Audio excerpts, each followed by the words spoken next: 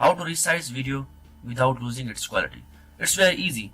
You just need to download the software from www.handbrake.fr. Simply you just need to click on download Handbrake and it will be downloaded. The link was www.handbrake.fr.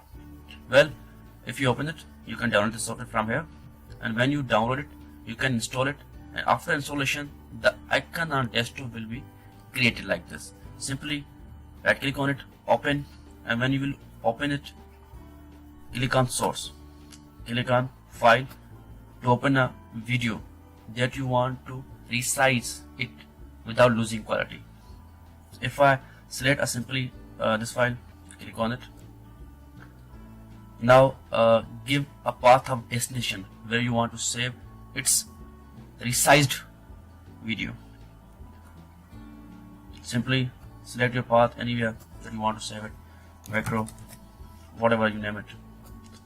Simply now simply start the button. Thank you, and yes, don't forget to subscribe.